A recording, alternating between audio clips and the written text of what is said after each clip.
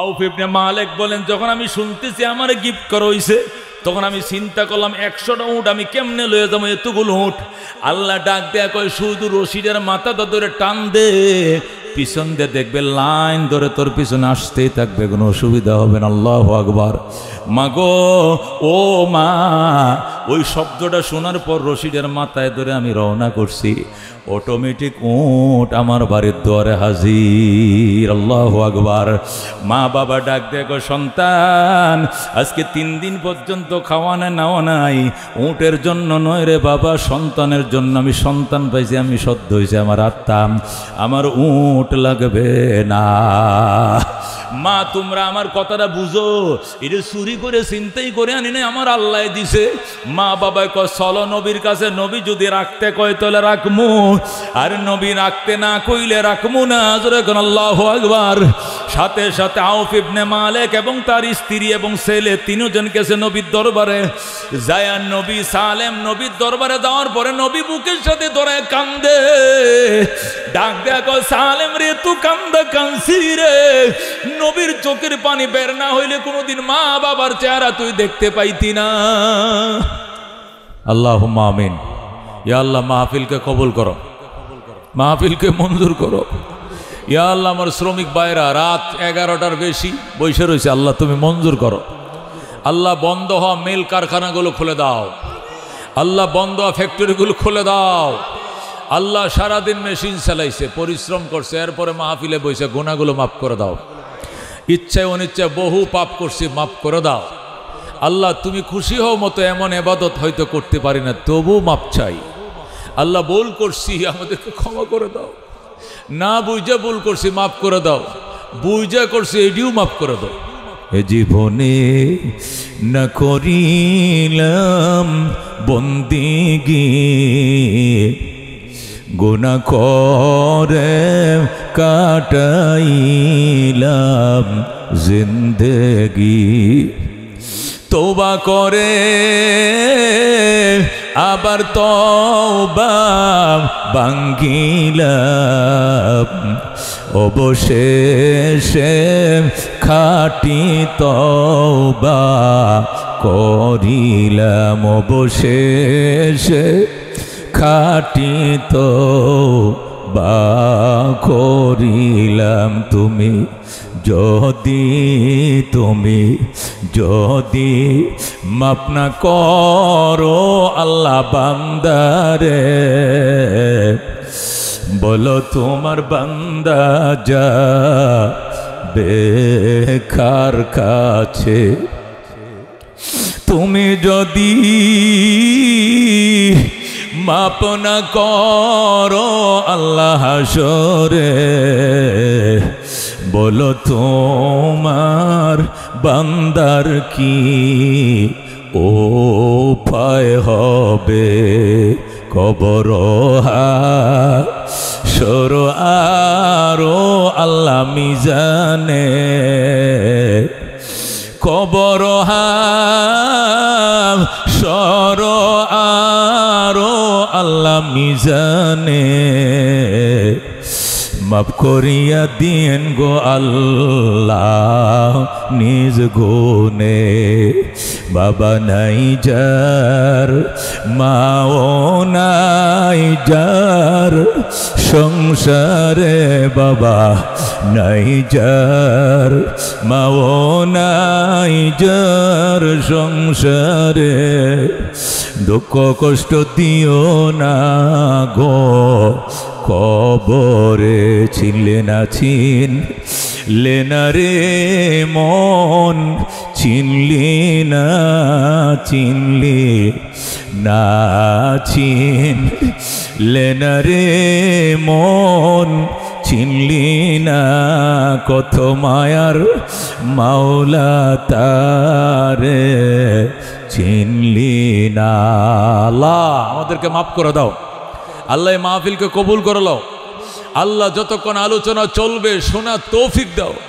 আল্লাহ শেষে আরেকটা মোনাজাত দেম, ডুকরায়া কানবাম আল্লাহ, এ কান্নাকাটি করে এরপরে যাওয়া তৌফিক দাও আল্লাহ। আল্লাহ ওয়াদা করছি মাহফিল থেকে উঠবো না, আল্লাহ শেষ পর্যন্ত মুফতি সাহেবের বয়ান শুনে আল্লাহ তুমি ফেরার তৌফিক দাও। আল্লাহ তোমার শাহিদ ভরা হাত বাড়াইছি, আমাদের রিজিক তুমি অভাব দিও না আল্লাহ। আল্লাহ ফ্যাক্টরি বন্ধ হয়েছে, আমাদের রিজিকের সমস্যা হইতেছে আল্লাহ, দোকান বাকি দিতে পারবো না আল্লাহ, বাসা ভাড়া দিতে পারবো না, ফ্যাক্টরি খোলার ব্যবস্থা করে দাও আল্লাহ, সমস্ত কারখানাগুলো খুলে দাও আল্লাহ, তুমি রিজিকের মালিক, তুমি রাজ্জাক, তুমি দরজা খুলে দাও আল্লাহ। মদিনায় সালাম পৌঁছায় দাও, শেষ পর্যন্ত মাহফিল শুনে মোনাজাত করে ফিরার তৌফিক দেয়া দাও বিরহমাতিকা ইয়া আরহামার রাহিমিন। আসসালামু আলাইকুম ওয়া রাহমাতুল্লাহ। কেমন আছেন আপনারা? জোরে কোন আলহামদুলিল্লাহ। আল্লাহ আনছে বলে আইছি না এমনি আইছি? শক্তি দিয়ে আইছি না কি আল্লাহর তৌফিক আইছি? শক্তি নাই আমাদের, কি নাই? ওয়াকানাল ইনসানু যায়ীফা, আল্লাহ বলে মানুষ দুর্বল। আল্লাহু আকবার। ওয়া খুলিকাল ইনসানু যায়ীফা, মানুষকে দুর্বল করে বানানো হয়েছে, শক্তি নাই। কথা ঠিক কিনা? ও কোন কি হুজুর আমরা দুর্বল মানি? তো কি আমনে এই মশারি টাঙ্গান কিনলে গিয়া? কত বড় জিনিসটার ডরে মশারি টাঙ্গান, এটা কি আমনে সে বড়? কত বড় জিনিসের ভয়ে কয়েল জ্বালাইছো, 80 টাকার কয়েলটা, ওই জিনিসটা কত বড়? আমার সে বড়? আঙ্গুলটা রহমান হইব হইব? তুমি শক্তিশালী, কি এর শক্তি? তুমি একটা মশারি ডলায় তো ঢুকছো কাঁসার ভিতরে। মশারি মানে কি? এটা নেট, এটা খাসা। কথা ঠিক কিনা? তুমি একটা মশার যন্ত্রণা সইতে পারো না, ঢুকছো মশারের ভিতরে, দম ফালতারি না, কত কয়েল ডইল জ্বালা। কথা কোন ঠিক কিনা? ও দুস্থ এইটারে নে কয় শক্তি। নমরুদের মতো ফান্ডারে আল্লাহ একটা মশা লেংরা, তাও একটা ভাও ভাঙ্গা ছিল, আর একটা ভালা এটা নাকে দিয়ে ঢুকছে, জুতার বাড়ি খায় নমরুদ মরছে। কথা কোন ঠিক কিনা? এই জন্য আমরা শক্তিশালী নয়, আমরা একদম দুর্বল। কথা কোন ঠিক কিনা? সবল একমাত্র কে, শক্তিশালী একমাত্র কে? শামস কমর সুরখ জমি अंजुम अख्तर दस्त जिबल वादी व सहरा व समंदर मोर मलक दाम दर तैर कबूतर शाम शहर जुल्मत जो अहमर असफर गुलजार गुलो बुर्ग शजर किसने बनाया गुलजार गुलो बुर्ग शजर किसने बनाया तालिब मायूसी का हो ये सब जिसने बनाया तालिब मायूसी का हो ये सब जिसने बनाया कदा गो सुबहानाल्लाह। আমার ভাইরা, আমার কি ভাইরা 100 কেজির নিচে হইতো না, উপরে ওজন আমার মতো বেটা 3টে হইব, এরকম শক্তিশালী ঢাকা বাড়ি দ্বারা থাকে। কি থাকে? ঢাকা বাড়ি দ্বারা থাকে। তারে কামড় দিছন একটা মশা, এটা 100 কেজি ওজনের হইব? এটা কোনো পাল্লা দে মাপনের জিনিস? মশা এরকম একটা ডেঙ্গু মশায় কামড় দিছে। কামড় দেওয়ার 2 দিনের মাথায় 3,80,000 থেকে প্লাটিনাল শুধু 12,000-এ নামছে, শুধু 12,000। শুরু হয়ে গেছে কান্নাকাটি, দোয়া ইউনুস আর খতমে শেফা। কারণ 15,000-এর নিচে প্লাটিনাল নামলে রক্তের গ্রুপ আর মানুষ কি হয় না, বাঁচে না। কেমন একটা জন্তু, একটা মশা, একটা উনিফুক কামড় দিছে। 3,80,000 ছিল প্লাটিনাল, এই প্লাটিনাল নামছে কত? শুধু 12,000। ডাক্তার কয় এখন শুধু খাস রহমতে মুফতি অলিউল্লাহ সাহেব আত্মীয় স্বজন মুলবি টুলবি কতবি আছে বোধ এই দুয়ার উসিলায় বোধ কোথায় বাঁচাইছে, না হলে তে আত্মীরে বাঁচার আর কথা না। আত্মীর মতো আল্লাহু আকবার, এত মুড, আমি কি বললাম 100-র উপর কেজি। এই মানুষটাকে অসহায় বানায় দিছে, মৃত্যুর বিছানায় শুয়ে দিছে, নাকে দেয়া চলছে অক্সিজেনের পাইপ, হাতে 2 ধরনের স্যালাইন, ভিটামিন স্যালাইন, রক্তের স্যালাইন, আবার ডাব এবং মালটার রস, একের পর এক চলছে। একটা ছোট্ট মশার কামড়ে রক্তের পানিটা একদম শুকিয়ে গেছে। এই শক্তির মালিক কে? এই অসহায় বানাইছে এটা কে?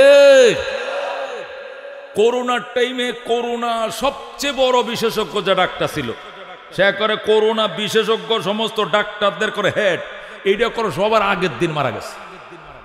এটা আপনার মনে নাই আপনার কথাটা?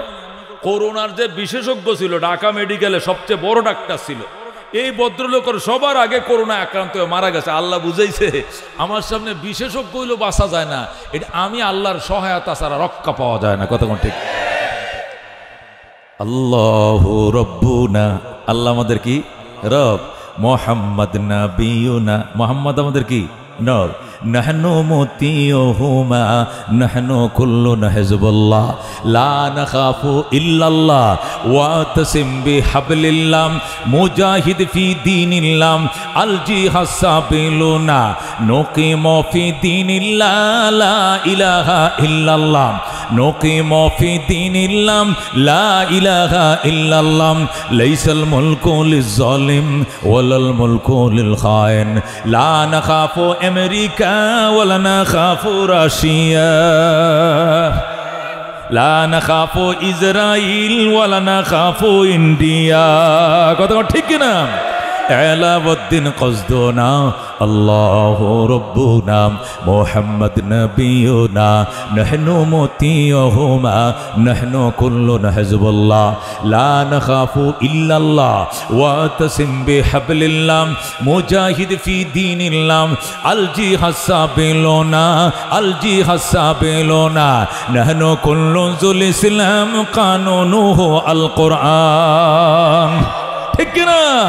نحن كل ذو الإسلام قانونه القرآن قال الله في القرآن الملك للرحمن نقيم في دين الله لا إله إلا الله نقيم في دين الله لا إله إلا الله ليس الملك للظالم ولا الملك للخائن لا نخاف عوامي ليج ولا نخاف BNP ঠিক না? 6টা বছর আউফ ইবনে মালিক নবী মদিনায় আইছে, কিন্তু একটু দেখা করতো, তার কর্মীরা দেয় না।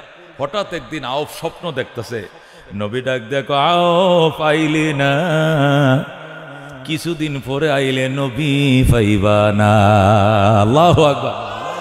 আউফ ইবনে মালিক শেষ রাত্রে স্বপ্নটা দেখে লাফতে উঠে গেছে, বউরে ডাক দেখো বউ, যদি নসিবে থাকে আসবো, না হইলে নাও আসতে পারে, আমি গেলাম। নবী আমার স্বপ্ন দেখাইছে, আমি নবীরে দেখতে সাক্ষাৎ করতে গেলাম। আল্লাহু আকবার। হযরত আউফ ইবনে মালিক রাত্রে বেলায় স্বপ্ন থেকে লাফতে উঠিয়া আত্মডি দো একটা ওযু টজু যাই কিছু জানে এটা কইরিয়া দৌড় দিয়া যায় রহমতুল্লিল আলামিনের গেটের মধ্যে ডাক দেখো সালাম আলাইক ইয়া রাসূলুল্লাহ। আল্লাহু আকবার। ওগো আল্লাহর নবী মুহাম্মদুর রাসূলুল্লাহ সালাম গ্রহণ করেন। আল্লাহ নবী কো মান আনতা, আপনি কে? কো আউফ ইবনে মালিক। টাস করে নবী দরজা খুলে দিছি। আউফ ইবনে মালিক নবীর দিকে চাইয়াই রইছে। নবী কে আনতা আউফ ইবনে মালিক, হম। আল্লাহ নবী ডাক দেখো বসো। আউফ কয় হুজুর আমারে বইতে কইেন না, আমি প্রাণটা বইরা আপনারে দেই খেলো। হযরত আউফ ইবনে মালিক নবীর পায়ে পড়ে কই ইয়া রাসূলুল্লাহ, আমি আগে জানতাম না এই চেহারার মধ্যে এত নূর বিরাজ করে, গো আমি জানতাম না। আজকে 6টা বছর আপনার সাথে আমারে দেখা করতে দেয় না। আল্লাহু আকবার। হুজুর আমারে পড়ে দেন আশহাদু আল্লা ইলাহা ইল্লাল্লাহু ওয়া আশহাদু আন্না মুহাম্মাদান আবদুহু ওয়া রাসূলুহু। সাথে সাথে আউফ ইবনে মালিক কালমা পড়ে মুসলমান হয়ে যায়। আউফ মুসলমান হয়ে গেছে। মুসলমান হওয়ার পরে এখন কইতেছে হুজুর আমার তো কর্মী এবং আমার সমর্থক লোকের কোনো অভাব নাই, আমার কর্মী সমর্থকের কোনো অভাব নাই। এখন মুসলমান যে হয়েছি, আগামীকালকে আমার পিছনে কোনো কর্মী সমর্থক পাওয়া যায়, ব্যক্তি ফলাইব, উপায় কি হইব আমার? কোনো ভয়ের কারণ নাই, আল্লাহর উপরে ভরসা করো, ইস্তেগফার বাড়ায়া দাও। হুজুর কোন সুবহানাল্লাহ। আল্লাহর উপরে ভরসা করো, আর যে যেখানে আছেন এইভাবে বয়ে থাকুন, কেউ কেউ সবক দেন না যা বাজান। এই যে মোবাইল দর্শক সমস্যা নেই, কারণ মোবাইল ছাড়া বহু ক্যামেরা আছে, কয়টা না হরবেন আপনি। এই জন্য নিজে কন্ট্রোল করেন, কেউ কাউরে কোনো সবক দেন না, তাহলে আমার দিকে ছায়া থাকেন। আপনি এটা করুন না যে আপনি এটা যদি কাম শুরু করেন তাহলে তো শুনুন না থাকতো না কেউ। এই জন্য আপনারা কেউ কথা বলে না, চুপচাপ। কারণ এই মোবাইলটা বন্ধ করবে না, এই তো 18টা ক্যামেরা দেওয়া আছে, কয়টা বন্ধ করবো? তাহলে তো এটি হইলে ধরে সব বন্ধ করে পরে শুরু করা লাগবো। এইটার কোনো শেষ নাই, দরকার নাই। আপনারা আইসা শুনতেছেন, মানুষ ঘরে বসে বসে শুনবে, কথা আমার ঠিক কিনা? হযরত আউফ ইবনে মালিক ডাক দেখো ইয়া রাসূলুল্লাহ, আমি তো কালমা পড়ে মুসলমান হয়ে গেছি, এখন আমার উপায় কি? উপায় মানে কি? ফজরের কত দেরি আছে? আজানের আজানের তো দেরি আছে, মাত্র 3টা না বাজে, আরো 3 ঘন্টা। ওই 3 ঘন্টার পরে তোর উপরে প্রথম ফজরের নামাজ ফরজ হবে। যদি ফরজের আগে আমি মারা যাই কি হইব? নবীকে কোনো নামাজ লাগতো না, ডাইরেক্ট আল্লাহর ঘরে জান্নাতে যাইবি। নামাজের টাইম পাস নাই মুসলমান হওয়ার পরে, এর আগেই মারা গেছে, তোর জান্নাত কেউ ঠেকাই পারতো না, সোজা জান্নাতে। যেরকম আল্লাহু আকবার। আউফ ডাক দেয়া কৌদুর দোয়া কইরেন, আমার ফ্যামিলি মেম্বার আর 2 জন আছে। কয়জন আছে? আমার একটাই মাত্র ছেলে সালেম, ছেলের নাম কি? সালেম। আর আমার বউর নাম আরেকজন আল্লাহর বান্দি আছে, আমার বউ। এরা 2 জন তো কেউ মুসলমান, আমরা ফ্যামিলি মেম্বার মাত্র 3 জন, স্বামী স্ত্রী আর একটা ছেলে। আল্লাহর হাবিব ডাক দেয়া কয়, তুমি যাও এদেরকে ইমানের দাওয়াত দাও, এদেরকে আমার কাছে নিয়ে এসে কালমা পড়ে মুসলমান হও। কেউ কোনো ক্ষতি করতে পারবে না। ক্ষতি করার মালিককে, ফিরানোর মালিককে একমাত্র আল্লাহ। যেরকম আল্লাহু আকবার। আউফ ইবনে মালিক বাড়িতে আইসে, আয় কয়, বিবি রে, আমি কালমা পড়ে মুসলমান হয়ে গেছি। বিবি কয়, আলহামদুলিল্লাহ, তাহলে আমারও লইয়া যাও নবীর দরবারে। নবীর দরবারে নিয়ে যাওয়ার আগে বাড়ি ঘেরাও। আউফের বক্ত কোলাইসা কয়, স্যার কি কামটা করলেন আপনি? কি কাম? আপনি নাই মুসলমান হয়ে গেছেন? হ, এটা কি ঠিক করছুন? ঠিক করছি না। ঠিক করছি না কই আলাপটা কি? কাম তো হারিয়ে লাইছুন। কয় না, ঠিক করছি না রে বাজান। কয় কোন তো কেমনে ঠিক করছেন না? কয় মুসলমান আরো 6 বছর আগে হওয়ার দরকার ছিল, দেরি করছি, এটা আমি ঠিক করি না। আল্লাহু আকবার। এই 6 বছর যে লেট করছি, এইটা ঠিক করছি না। তোরা মনে করছিস কলমা পড়ে ঠিক করছি না? এইটা না, কলমা পড়তে যে দেরি করছে, এইটা ঠিক করছি না। ধরে কোন আল্লাহু আকবার। আউফ ইবনে মালিকের কর্মীরা কয়, এই কথাটা কোন লাগে কইছিলাম আপনারে? দেরি করছি, ঠিক করছি না। আপনি সে কইবেন যে কলমা পড়াটা ঠিক হয় না, এটা না কইবেন। কয় কেন? জবে কর, আমি জবে হয়ে যাবো, তারপর আমি ঈমান ছাড়বো না। ধরে কোন আল্লাহু আকবার। গেছে বউর কাছে, ভাবি সাহেব, আপনার জামাই যে কালমা পড়ছে আপনারে কইছেন? কয় না। পরামর্শ চাইছেন? কয় না। আপনি আমগোর সাথে থাকেন, আপনারে আমরা লেডি বানাবো, নেত্রী বানাবো। বউ ডাক দেয়া কয়, স্বামীরে মারার জন্য স্ত্রীকে নেত্রী বানাইবা, তোমার কথা মানবো না। আমি এখনই নবীর দরবারে যায় কালমা পড়ে মুসলমান হয়ে গেলাম। আরে বউ মুসলমান হয়ে গেছে, এখন রয়েছে ছেলে। ছেলে কই? মামুর বাড়িতে বেড়াইতে গেছে। নেতা কর্মীরা গেছে ওই সালেমের মামার বাড়িতে, যায় কয়, সালেম শুনছস নি, তোর আব্বাও মুসলমান, তোর আম্মা মুসলমান। কি কোন? কহ, আমি তো শুনলাম না, তখন তোর মোবাইল টেলিফোনের যুগ আসিল না। বাবা মুসলমান হয়েছে, মা মুসলমান হয়েছে, ছেলে সালেমে জানে না। নেতা কর্মীরা কয়, তুই আমগোর সাথে থাকবি, তোর বাপ মার এমন একটা শিক্ষা দিয়াম, বাপের নামটা ভুলাইয়াম, মুসলমান হয়েছে, ইসলাম কারে কয় শিখায় ছাড়বাম। সালেম কয়, কি কইছো? আমারে দিয়া পরে আমার বাপ মারে শিক্ষা দিবা? বিল ফাতারে কুনা কন্যা রওনা করছি, এখনই নবীর কাছে যাইতে দেরি, আমি কালমা পড়তে দেরি করবো না। যেরকম আল্লাহু আকবার। কাফের ব্যাপার কি? যেটারে ব্যারিকেড দেয়, এটাই তো হাতারে রওনা করে। ঘটনার কি? সালেম বিল ফাতারে রওনা করে গায়, রসুল গো, আমার আম্মায় মুসলমান হয়েছে নি? কহ, আমার আব্বাই মুসলমান হয়েছে। কয়, হ। আমারে বাদ দিলেন কেন? নবী কয়, আমি তো তোরে খুঁজি। আল্লাহু আকবার। সালেম মুসলমান হয়ে গেছে, ফ্যামিলি 3 জন, 3 জন মুসলমান। আল্লাহু আকবার। কাফেররা তো শুধু ফাঁকাইতেছে, কেমনে আটকাইব? আল্লাহ নবী ডাক দেয়া বলছে, একটা জিনিস মনে রাখবা, অহংকার করা যাবে না, শুধু তওবার ইস্তেগফার করতে হবে, আল্লাহর উপরে তাওয়াক্কুল বাড়াইতে হবে, একটা পশম ছিঁড়তে পারবে না। আউফ ইবনে মালিক বিকাল বেলায় ওই মদিনার বাজারে তার ছেলে সালেম রে পাঠাইছে, মাছ আনবে, মোলা আনবে, ফেফে আনবে, আর বটবড়ি আর ফোলাবানা লেগে সানাসুর আনিস, চিপস আনিস, হিসাব দিয়া আউফ তার ছেলে সালেম রে পাঠাইছে। ওই যে বিকেলে বাজার বয় না গ্রাম দেশে, এই বাসার না খোলা বাজারে পাঠাইছে। সালেম এই যে বাজারে গেছে আর আসে না। সালেমের মা মরিচ বাইটে রাখছে, ফুতে আইলে মাছ রানবো, গুস রানবো। বাবা রাস্তার দিকে চায় রইছে, অনেক রাত্র হয়ে গেছে, সালেম আসে না। পয়গম্বরের কাছে দৌড়ে গেছে, ইয়া রাসূলুল্লাহ, যেটা ভাবছিলাম এইটাই, আমার ছেলেকে অপহরণকারীর অপহরণ করে লয়ে গেছে। কি? আমার ছেলের গুম করে লেছে? কি গুম করেছে? কহ, আমরা মুসলমান হওয়ার পরেই আমগুর গ্রুপটা আমগুর বিরুদ্ধে লেগে গেছে, এখন খালি গুম করে, অপহরণ করে, এই করে ওই করে। নবীকে অসুবিধা নাই, নফল রোজা রাখো, তাহাজ্জুদ পড়ো, কান্দো, ইস্তেগফার করো, মায়ের সন্তান মায়ের কোলে ফিরে আসবে। আল্লাহু আকবার। আল্লাহর হাবিব সাল্লাল্লাহু আলাইহি সাল্লাম সালেমের বাপেরে মায়ের রোজা রাখতে কইছে, সারাদিন রোজা রাইখাম ইফতারি কইরা তোর দিয়ে নবী গো রোজা তো রাখলাম, ইফতার করলাম, হুত তো আইলো না, সন্তান আইলো না। নবীর কথাও তো বাস্তবায়িত হলো। নবী কো আরেকটা রোজা রাখো, রাখছে। আবার কো আইলো না, কো আরেকটা রাখো। এভাবে 3টা রোজা রাখার পরেও যখন সালেম আসে না, এবার আও কান্দে নবী গ, আমার মোনাজাত কামইতো না, পয়গম্বরের চোখের পানি ছাড়া আমার সন্তান আসবে না। আল্লাহু আকবার। নবী ডাক দেয়, তোরা আমার পিছন দেব। সালেমের আম্মা বইছে এদিকে, আব্বাই বইছে এদিকে। নবীকে আমি হাত বাড়াবো, মোনাজাত করবো, তোরা আমিন আমিন কবি। যেরকম আল্লাহু আকবার। নবী ডাক দেয়, আল্লাহ, সালেমের কোনো অপরাধ নাই, সালেমের মা বাবার কোনো অপরাধ নাই, অপরাধ একটাই, তারা মুসলমান হইছে। আল্লাহু আকবার। এই কারণে মায়ের একমাত্র সন্তান গুমকারীরা গুম করছে, অপহরণকারীরা অপহরণ করছে। আল্লাহ, এতক্ষণ তার মা বাবায় কাঁদছে, রোজা রাখছে, খাওয়া নাই, নাওয়া নাই, গোসল নাই, কাঁদতে কাঁদতে চোখের পানি শুকায় গেছে। আল্লাহ, আল্লাহ এখন নবীও কান্দে, নবীর চোখের পানির বরকতে মায়ের সন্তান মায়ের কোলে ফিরে দাও। আল্লাহু আকবার। নবী যখন মোনাজাতে কাঁদতে শুরু করলো, আর সালেম আর হযরতে আউফ ইবনে মালিক এবং তার স্ত্রী কান আমিন আমিন বলতেছে। হাইরে, নবীর কান্না হয়ে গেছে বন্যা। হঠাৎ করে বিরহমাতিকা ইয়া আরহামার রাহিমিন বলে নবী মুস্কি আইসা দিছে। আউফ কো হুজুর আপনি আসুন, কি লেগে এতক্ষণ কাঁদছেন? আমার কানে আওয়াজ আইসা গেছে, আজকে গভীর রাত্রে তোমার ছেলে দরজায় আইসা যাবে। আল্লাহু আকবার। হযরত আউফ যখন সুসংবাদ পাইছে, দরজার মাঝে যায় নামাজ ফাইতে বইছে। বাবা ডাইনে, মা বামে, দরজার মাঝে যায় নামাজ ফাইতে তাহাজ্জুদ পড়ে 2 রাকাত নামাজ, সালাম ফিরে আর কানের সাথে দরজাটা লাগা দেখে ফুতাইছে নি, দোয়া করে আবার নামাজের নতুন তরিকা বান্ধে, আবার সালাম ফিরায়, আবার মোনাজাত করে। এই করতে করতে গভীর রাত্রে সালেম দরজার মাঝে এসে কো, মা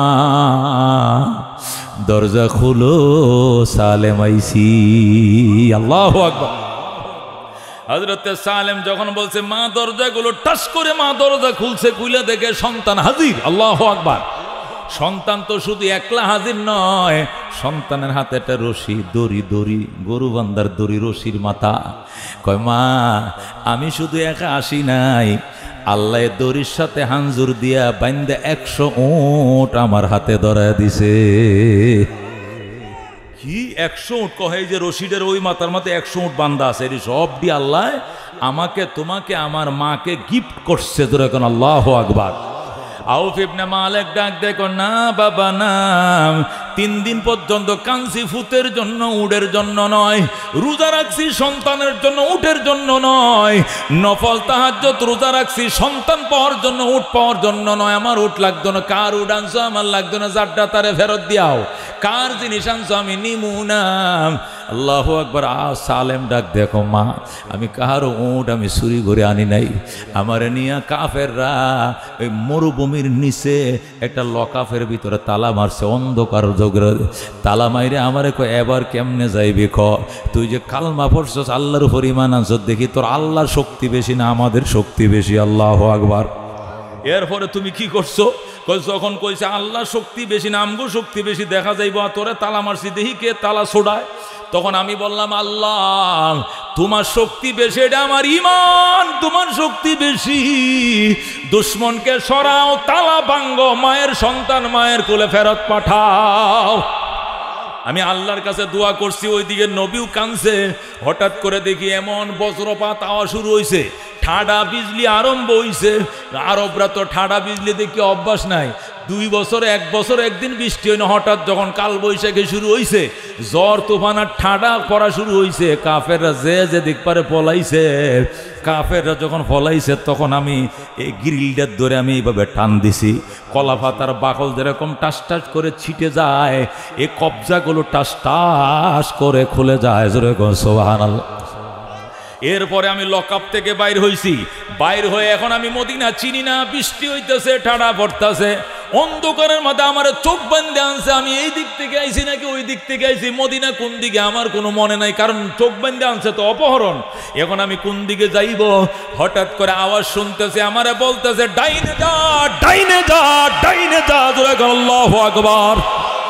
তখন আমি ডান দিকে রওনা করলাম। কিছু দূর ডান দিকে যাইয়া দেখি মদিনার থেকে সোজা সড়ক চলছে, আল্লাহু আকবার।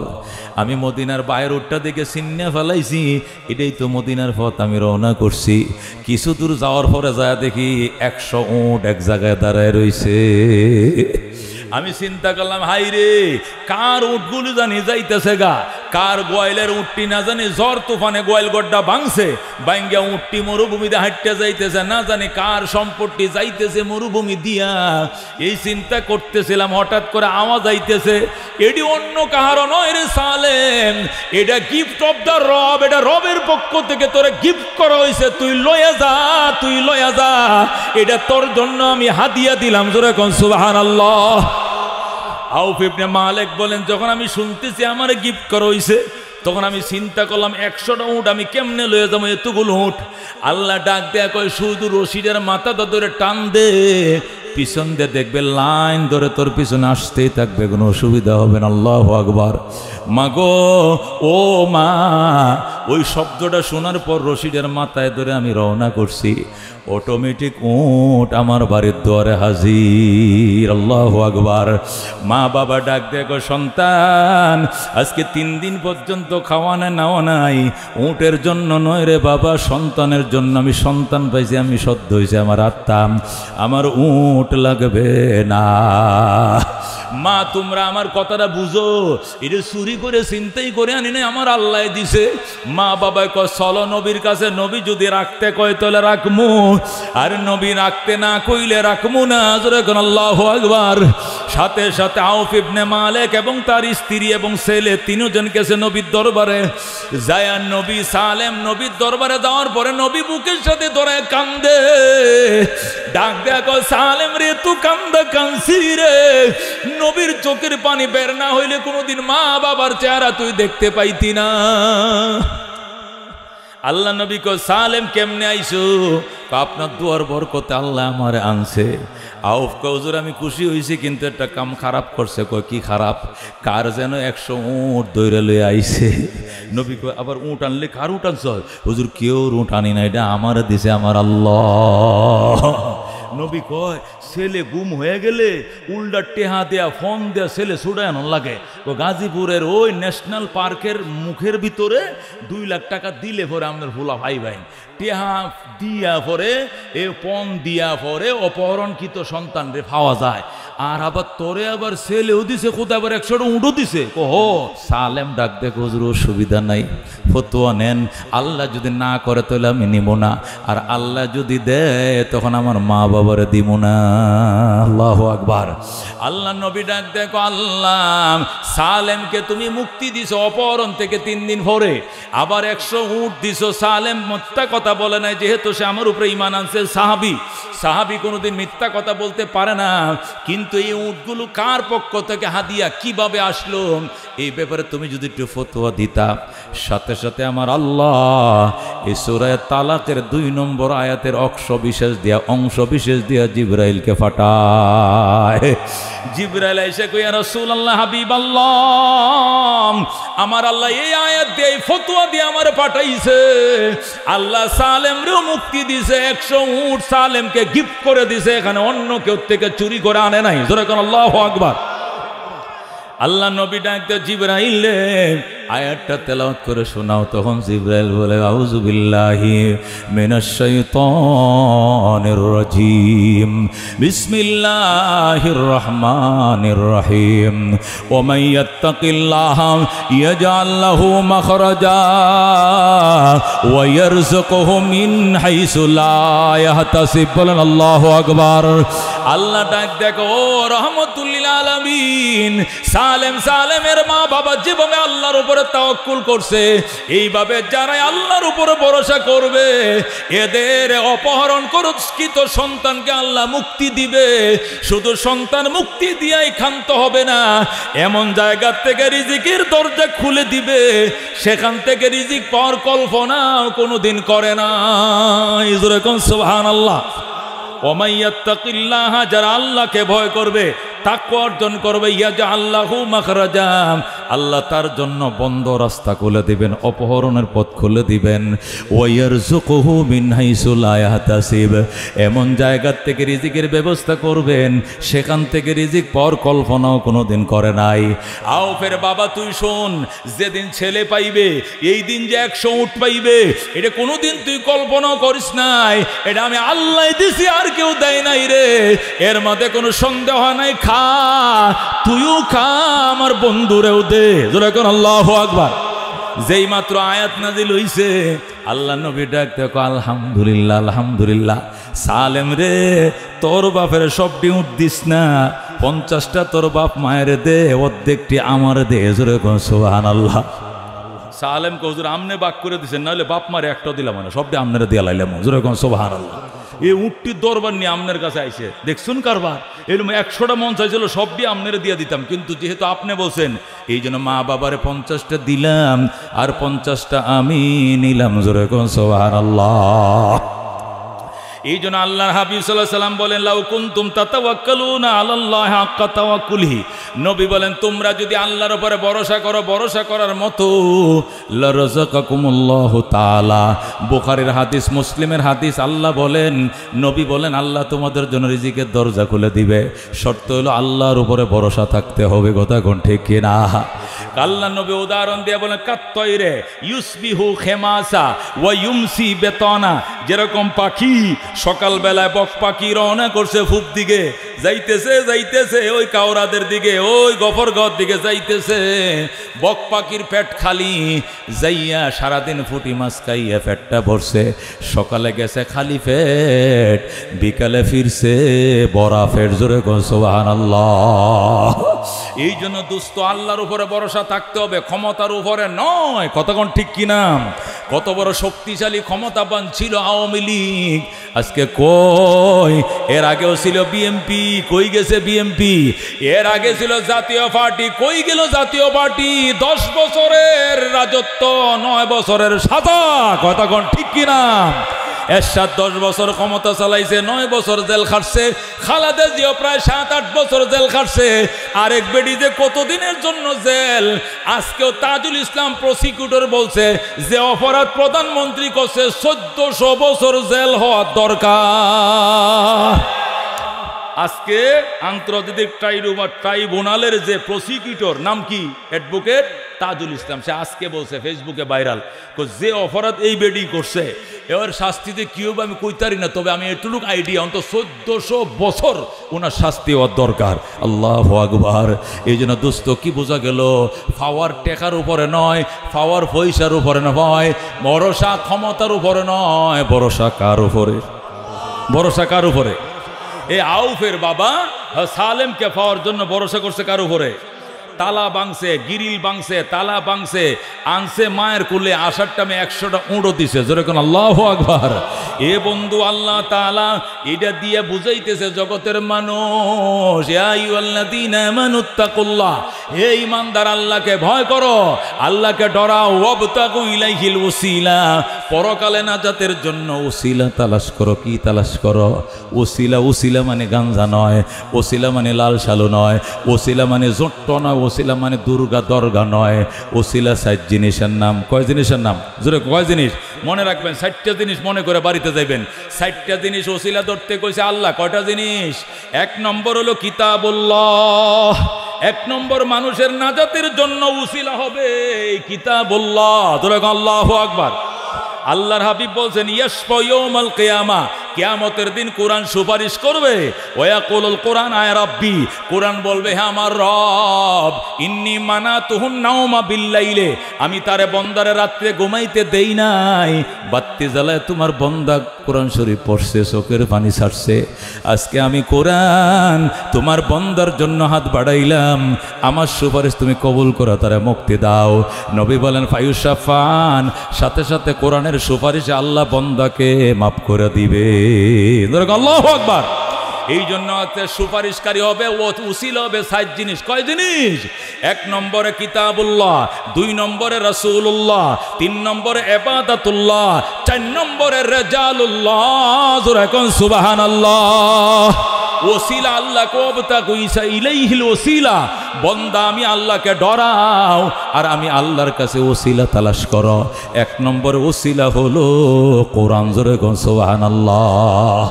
মক্কা শরীফ এই কোরআনটা যখন নাজিল হওয়া শুরু হয়েছে, নবীজি সাহাবায়ে কেরাম নিয়ে বসে, বাজান তোমাদের মধ্যে এমন কেউ আসো আমার একটু জাগা দিবা? কয় কেন?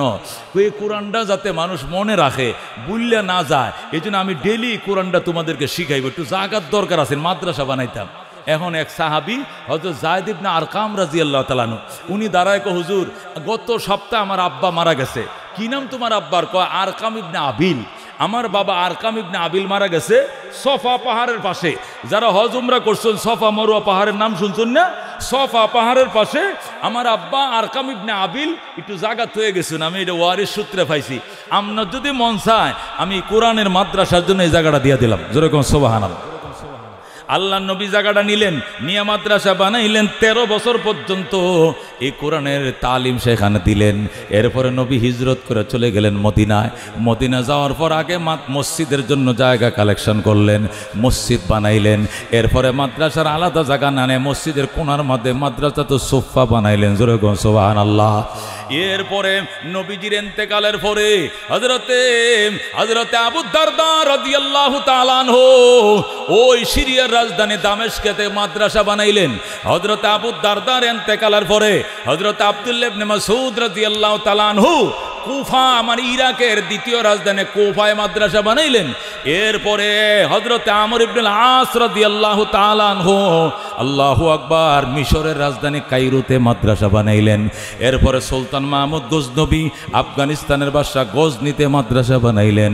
এরপরে ইরাকের বাদশা নিজামুল মুলুক নিজামউদ্দিন ইরাকের রাজধানী বাগদাদে আরেকটা মাদ্রাসা বানাইলেন, নাম দিলেন মাদ্রাসায়ে নিজামিয়া। বলেন আল্লাহু আকবার।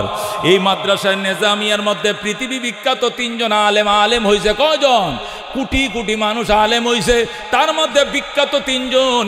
একজনের নাম হুজ্জাতুল ইসলাম ইমাম গাজ্জালী রহমতুল্লাহ আলাইহি। বলেন সুবহানাল্লাহ। 2 নম্বরে ফারস্য কবি বিশ্বকবি শেখ সাদি রহমতুল্লাহ আলাইহি। বলেন সুবহানাল্লাহ। 3 নম্বর বড় পীর পিরানে পীর দস্তগীর শাহ মহিউদ্দিন আব্দুল কাদের জিলানী রহমতুল্লাহ আলাইহি। জোরে কোন সুবহানাল্লাহ। এ হুজ্জাতুল ইসলাম উনি হযরত ইমাম গাজ্জালী নিজামিয়া ছাত্র, শেখ সাদি নিজামিয়া ছাত্র, আব্দুল কাদের জিলানী রহমতুল্লাহ আলাইহি ওই মাদ্রাসায় নিজামিয়া ছাত্র। এরপরে আমাদের বাদশাহ, দিল্লির বাদশাহ সুলতান আলতামাস রহমতুল্লাহ আলাইহি দিল্লিতে মাদ্রাসা বানাইলেন। এরপরে আজমিরের বাদশাহ সুলতান সালাউদ্দিন ঘুরি রহমতুল্লাহ আলাইহি আজমিরে মাদ্রাসা বানাইলেন। এরপরে মোগলরা মাদ্রাসা বানানো শুরু করছে। শুধু বাংলাদেশে 80,000 মাদ্রাসা ছিল। যেরকম আল্লাহু আকবার। এইভাবে মাদ্রাসা হইতে সব কওমি মাদ্রাসা ছিল, সরকারি মাদ্রাসা একটাও ছিল না, সব কওমি ছিল। এরপরে 1701 খ্রিস্টাব্দে এই ব্রিটিশ লাল কুত্তার দল এই ইন্ডিয়াতে আইছে। তখন তো একটা দেশ ছিল বাংলাদেশ, ভারত, পাকিস্তান, নেপাল ছিল না, ভারতবর্ষ ছিল। তখন ব্রিটিশ লাল কুত্তার দল ইস্ট ইন্ডিয়ান কোম্পানির নাম দেয়া ব্যবসার নামে ভারতবর্ষে আইছে। আইসা বাদশাহ শাহজাহানকে তেল মারা শুরু করছে। উলামায়ে কেরাম মিছিল মিটিং শুরু করছে। ইস্ট ইন্ডিয়ান কোম্পানি এই দেশে ব্যবসা করতে দেওয়া হবে না, এরা ক্ষমতা নিয়ে নিবে, মসজিদ মাদ্রাসা ঘুরিয়ে দিবে। বাদশাহ শাহজাহান কয় এই যে মোল্লারা দেশের উন্নতিটা দেখতারে না, এরা আইতাছে ব্রিটিশের পয়সাওয়ালা পাউন্ড নিয়ে আইব, পাউন্ড ডলার নিয়ে আইব, আয়া আমগো ভারতে বিভিন্ন ফ্যাক্টরি বানাইবো, মিল কারখানা বানাইবো, আমাদের গরিব বেকার শ্রমিকরা চাকরি করব, বেতন পাইব। মুলুবিরা এটি মানে না। এরপরে সব মুলুবিদেরকে জেলখানায় ঢুকাইছে। ঢুকাইয়া বাদশাহ শাহজাহান কি করছে? ইস্ট ইন্ডিয়ান কোম্পানিকে লাইসেন্স দিছে। লাইসেন্স দেওয়ার পরে ইস্ট ইন্ডিয়ান কোম্পানি ব্যবসা শুরু করছে। কিছুদিন ব্যবসা করার পর বলতেছে আমরা যে ভারতবর্ষে সে এত সাগর পার হয়ে এই দেশে এসে ব্যবসা প্রতিষ্ঠান করলাম, আমাদের এটার নিরাপত্তার কোনো ব্যবস্থা নাই। এই জন্য আমাদের ব্যবসা প্রতিষ্ঠান পাহারা দেওয়ার জন্য আমরা দেশ থেকে সোলজার আনবো, সৈন্য আনবো। বাদশাহ যদি বলে যে বাদশা টেক্সটাইল তো রোডের এই পারে অভাব নেই, কথা ঠিক কিনা? আমার ফ্যাক্টরি পাহারা দেওয়ার জন্য আমার বাড়ি শিবচর মাদারীপুর থেকে সৈন্য আনবো, আর ময়মনসিংহের এই বালুকার পুলিশ দিয়ে আমার হইব না, তাহলে কি হবে? ইস্ট ইন্ডিয়ান কোম্পানিওয়ালা বলল আমাদের কোম্পানি পাহারার জন্য সোলজার এবং সশস্ত্র সোলজার গানম্যান আমরা আনবো ব্রিটিশ থেকে। এইভাবে পাহারা দেওয়ার কথা কয়ে আইনা সৈন্য বাড়াইতে বাড়াইতে বাড়াইতে ভিতরে ভিতরে হিন্দুদেরকে নিয়োগ দিয়া এরপরে মোগলদেরকে গাড় ধরে নামাইয়া টিপু সুলতানকে পরাজিত করে তারা ক্ষমতার মসনদে বসে যায়। জোরে কন্যা নাউজুবিল্লাহ। এই ব্রিটিশ ক্ষমতায় বসার পর প্রথম মসজিদগুলো ভাঙছে, এরপরে মাদ্রাসাগুলো ভাঙছে। মসজিদ মাদ্রাসার নামে শত শত বিঘা জমিন ছিল অক্রিয়া, সব ধ্বংস করে দিয়েছে। ধ্বংস করার পর এরপরে আন্দোলন সংগ্রাম শুরু হয়েছে। 1701 খ্রিস্টাব্দে তারা এই দেশে আসছে। 1781 খ্রিস্টাব্দে 1781 খ্রিস্টাব্দে মুসলমানদের আন্দোলনের মুখে যখন ব্রিটিশ দেখছে আর বঙ্গোপসাগর ছাড়া পলানের কোনো ব্যবস্থা নাই, আলেম ওলামার এমন তুমুল আন্দোলন শুরু করছে, তখন 1781 খ্রিস্টাব্দে 81 বছর পরে যায় মুসলমানদেরকে সান্ত্বনা দেওয়ার জন্য কলকাতা আলিয়া মাদ্রাসা বানায় দিছে। দিয়া বলছে এটা সরকারি বানায় দিলাম, সরকারি বেতনে চলবো, কালেকশন লাগতো না, অক্রিয় সম্পত্তি জমি বাড়িও লাগতো না, এই যে দিলাম। 80,000 মাদ্রাসা ভাঙ্গা তারা একটা মাদ্রাসা বানাইছে। সবটি ছিল কওমি মাদ্রাসা, বানায় দিছে সরকারি মাদ্রাসা। জায়গা কিনছে ব্রিটিশের টাকা দেয়া, প্রিন্সিপাল ব্রিটিশের যে গভর্নর ছিল, প্রথম গভর্নর লর্ড ওয়ারেন হেস্টিংস, এই লর্ড ওয়ারেন হেস্টিংসই কলকাতা আলিয়া মাদ্রাসার প্রিন্সিপাল, প্রথম প্রিন্সিপাল। এরপরে আরো 24 জন প্রিন্সিপাল ছিল, সবটি ছিল খ্রিস্টান। জোরে কর নাউজুবিল্লাহ। জায়গা দিছে খ্রিস্টানে, প্রিন্সিপাল খ্রিস্টান, বেতন দেয় খ্রিস্টান, বিল্ডিং বানাইছে খ্রিস্টান, ইসলামের সিলেবাস নিয়ে কি করছে খ্রিস্টান, ছুটি ছাটা দেয় খ্রিস্টান, বেতন দেয় খ্রিস্টান। এটা কি ইসলামের জন্য বানাইছে মাদ্রাসা, না গুড়ি কাটার লেগে বানাইছে? যে মাদ্রাসা খ্রিস্টানে বানায় এটা কি ইসলামের জন্য বানায়, ইসলামের গোড়া কাটার জন্য বানায়? এই হলো আলিয়া মাদ্রাসার ইতিহাস। এটা বলতে হয়েছে কেন জানেন? আমাদের দেশে বহু মানুষ, শিক্ষিত মানুষ প্রশ্ন করে, হুজুর আমাদের স্কুলের পড়া জেনারেল শিক্ষা এটা একমুখী, কিন্তু আপনারা ধর্মীয় শিক্ষা দুইমুখী কেন? কিছু কওমি মাদ্রাসা, কিছু সরকারি মাদ্রাসা, কারণটা কি? আমরা ইংলিশ মিডিয়াম পড়ি আর বাংলা মিডিয়াম পড়ি, আমরা তো একমুখী শিক্ষা, সমাজ বিজ্ঞান বইগুলো এইটা সেইটা মিলে।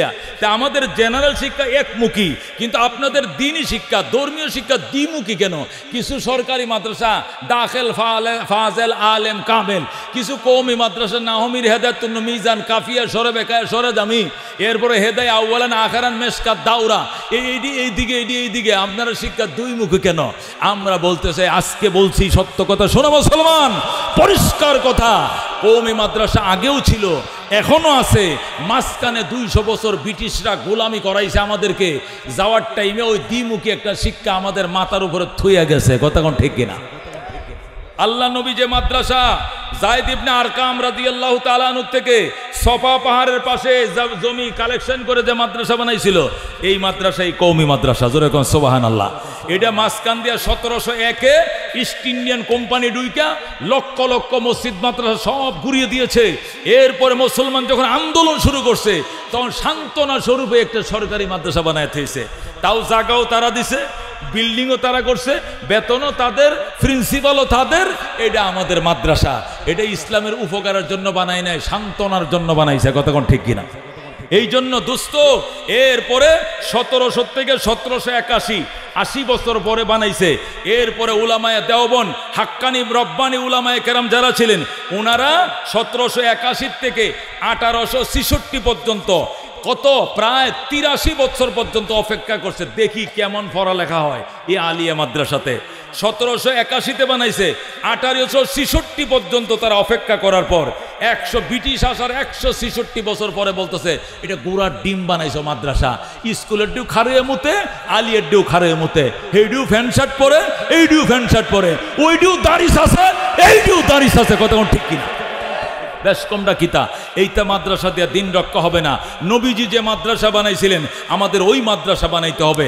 এই যে কান্নাকাটি শুরু হইল, তাহাজ্জুদ, মুরাকাবা শুরু হইল, মুজাহাদা শুরু হইল, ইস্তেখারা শুরু হইল, তখন বুজুর্গ আলেম যারা ছিলেন, বিদগ্ধ আলেম, তারা এশিয়ার মধ্যে সফর শুরু করলেন।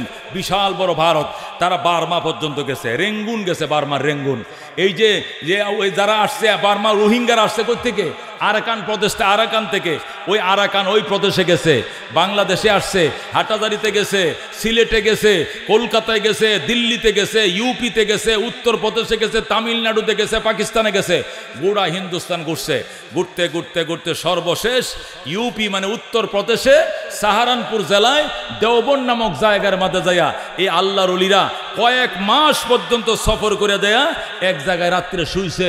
লাভতে ঘুমোতে উঠে কয়, এলেমের গন্ধ, মদিনার এলেমের গ্রাণ পাইতেছে, যেরকম আল্লাহু আকবার। যখন তারা মদিনার এলেমের গ্রাণ পাইছে, ডালেম গাছের নিচে দেওবন্দ নামে গ্রামের মধ্যে, অজপাড়া একটা গ্রামের মধ্যে শুইছে। আল্লাহ রাত্রিবেলায় স্বপ্ন দেখতেছেন, নবী স্বপ্ন দেখায়, ও কাসেম নানো তুমি, ও সাব্বির আহমদ ওসমানী, আয় আয় আমি নবীর সাথে আয়, ব্রিটিশের ওই ইহুদি নাসারাদের মাদ্রাসায় দিন রক্ষা হবে না। আমি যে মাদ্রাসা ওই যায়েদ ইবনে আরকামের বাড়িতে শুরু করছিলাম, মদিনা দিয়ে শেষ করছিলাম, ওই মাদ্রাসা আমি বানানোর জন্য পরামর্শ দিলাম। এই বলে কাসেম নানো তুমিকে নবী এইভাবে ধরছে, ধরে কয় আয়। কাসেম নানো তবিকে নিয়ে রবি রওনা করছে, আর লাঠিটা দিয়ে দাগ দেওয়া শুরু করছে।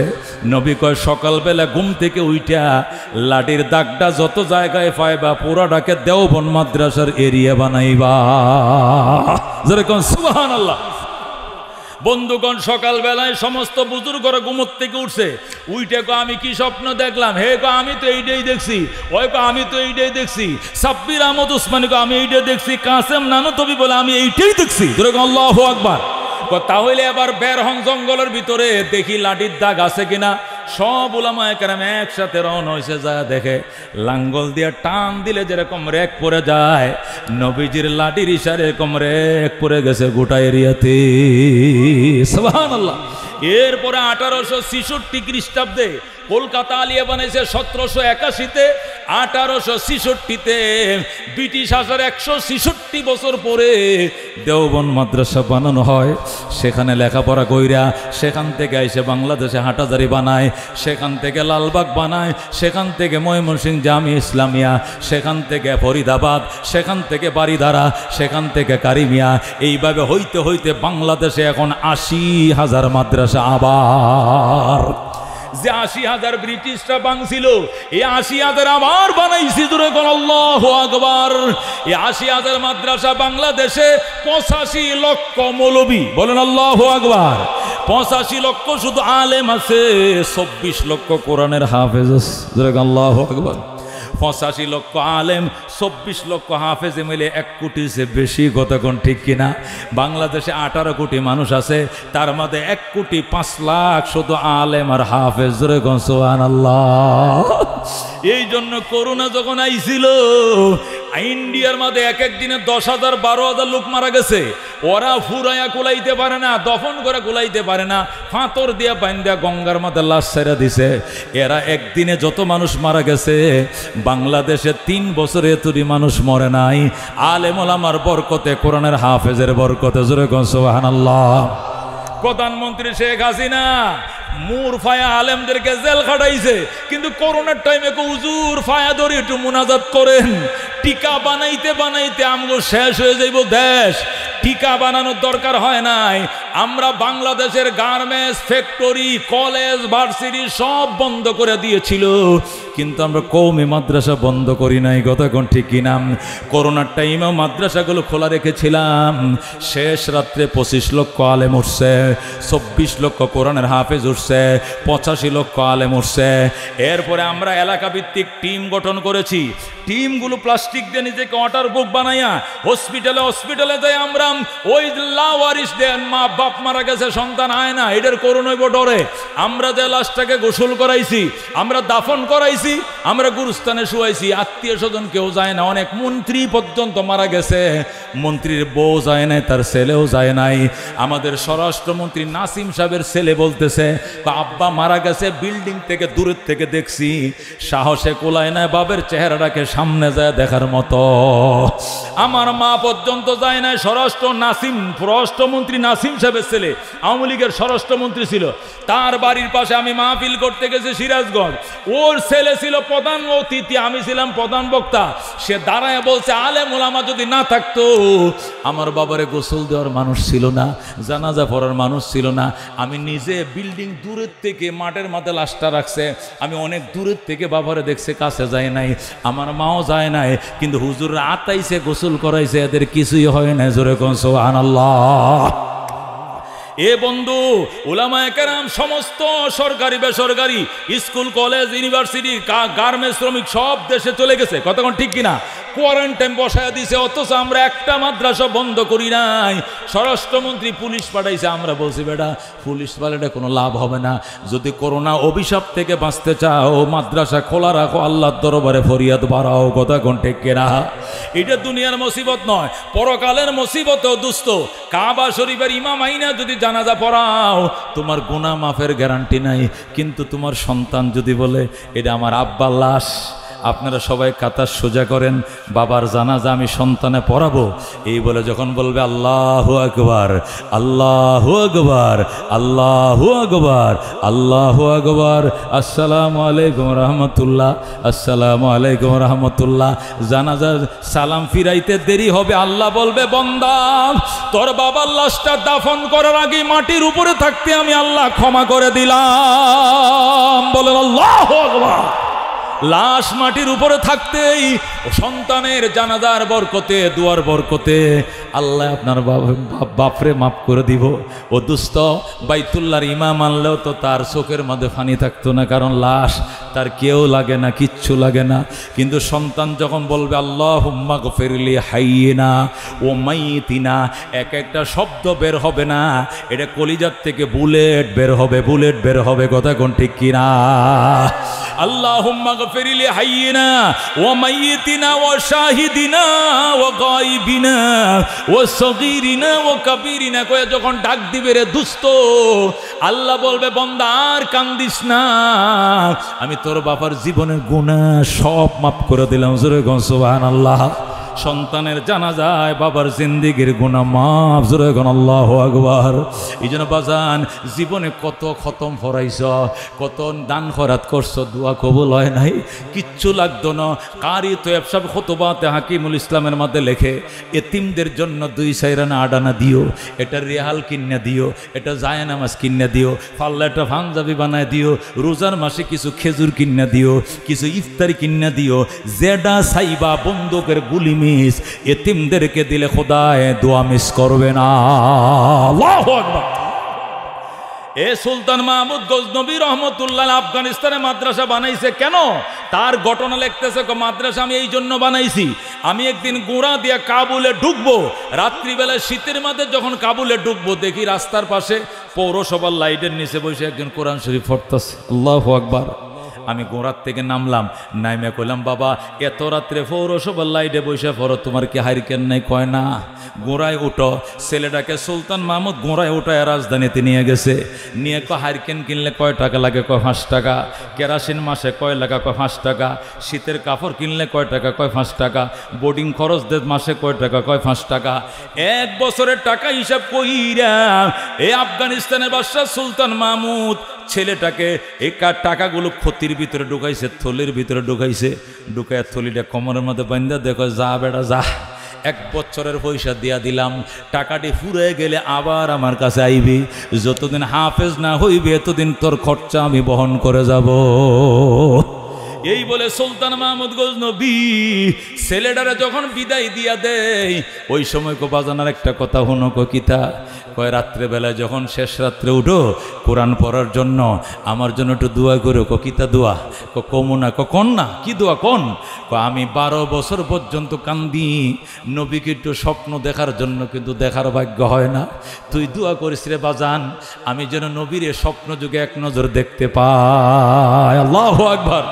আব্দুর রহমানকে এটা কোনো ব্যাপার হইল মিয়া? এতিমে দোয়া করলে হাত বাড়াইবে, দোয়া কবুল হইতে দেরি হবে না। সুলতান মাহমুদ কোথায় নাকি কহ এতিমের দোয়া কোনো মিস নাই। তাহলে আরেকটা দোয়া করে বাজান, আরেকটা কিতা দোয়া? ভালো মানুষ পাইলাম না দুনিয়াটার মধ্যে, এই যে ঘুরলাম ভালো মানুষ পাইলাম না, দোয়া করে আল্লাহ যেন ভালো মানুষের সাথে সাক্ষাৎ করে দেয়। ছেলে কই ঠিক আছে দোয়া করি। এই বলে ছেলেটা চলে গেছে, যাইয়া মাদ্রাসায় কোমরের থেকে থলিটা খুললে থুইয়া অজুটা বানায় 2 রাকাত নামাজ পড়ে আল্লাহ দরবারে কান্দে, মাবুদ গায়ের চামড়া দিয়ে জুতা বানায় দিয়েও যদি এই জুতা এই বাদশাকে পড়তে দেই তবু ঋণ সুদ হবে না।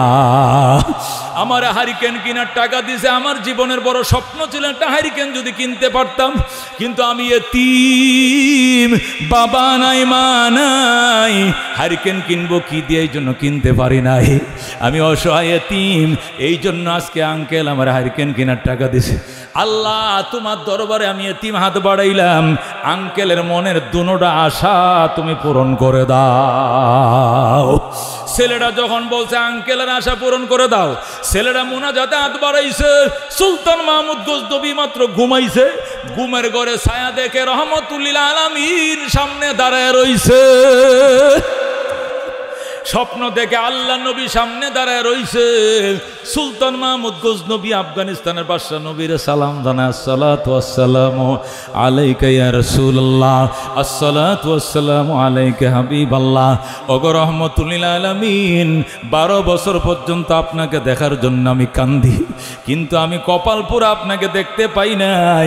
আজকে কি মনে করে আপনি আমারে দেখা দিলেন কন? নবী কয় তুই কি বুঝোস না কি জন্য দেখা দিছে? কয় বুঝি না। কয় না বুঝলে না বুঝো আমি কমু না। হুজুর কইবেন না? কয় না কমু না। কয় যদি না কর না কন, আমার তো মেইন আশাটা পুরো হয়ে গেছে, আরেকটা আশা। আরেকটা কি আশা? ভালো মানুষ জীবনে পাইলাম না। নবী কয়ে বেকুফের করে বেকুফ, তোর কোনো আক্কল বলতে কিছু আছে? ভালো মানুষ পাইলে না মানে ফাইলাম না তো ভালো মানুষ। এই জন্য আমনে কয়ে যান ভালো মানুষের নাম কয়ে যান, সকালে উঠতে আর জুতাটি সোজা করবাম, এর ফাউডি আমি সাবান দিয়ে ধুয়ে দিয়াম, মাথায় সর্ষের তেল দিয়াম। নবী কই নিজেরে পণ্ডিত মনে করো, জ্ঞানী মনে করো, তোমার জ্ঞান বলতে কসুসরা কিচ্ছুই নাই। তুমি কি এখনো বুঝো না ভালো মানুষ কারে কয়? 12 বছর পর্যন্ত কান্দো, নবীকে দেখার জন্য আমি দেখা দেই না। আজকে ভালো মানুষকে হারিকেন কিনে দিছ, কেরাসিন কিনার টাকা দিছ, এই জন্য আল্লাহ ডাক দিয়া কয় নবী রে আমার সুলতান মাহমুদ রে দেখা দে, আমি নবী মদিনায় টিকতে পারি না। আল্লাহু আকবার। আর তুই এখনো ভালো মানুষ পাইছস না? এ পাগল, তুই কি জানোস না আমি নবী বইলাইছি দুনিয়াতে খাইরুকুম মান তাআল্লামাল কুরআন ওয়া আল্লামা, তোমাদের মধ্যে ওই ব্যক্তি ভালো মানুষ যে নিজে কোরআন শিখে এবং অন্যকে শিক্ষা দেয়। যে কোরআন নিজে শিখে অন্যরে শিখায়, এর চেয়ে ভালো মানুষ এই দুনিয়াতে আর কেউ নাই। এই কোরআন শিখুন না ছাত্রটারা তুই হারিকেন কিনার টাকা দিছ, আর এটা যখন খুশি হাতটা বাড়াইছে, আমি নবী মদিনা টিকতে পারে না, আমি হাজির হয়ে গেছি। তুমি কি এখনো বুঝো নাই ভালো মানুষ কারে কয়? জোরে কোন আল্লাহু আকবার। মনে বড় আশা ছিল যাব মদিনায়, কাফেলাতে কে যাও তুমি, কে যাও বেয়ে তোরি ও ভাই, সঙ্গে নিয়ে যাইও মোরে খানে কৃপা করি, সঙ্গে যদি নালাও মোরে গিয়ে মদিনায়, এই গরিবের সালাম দিও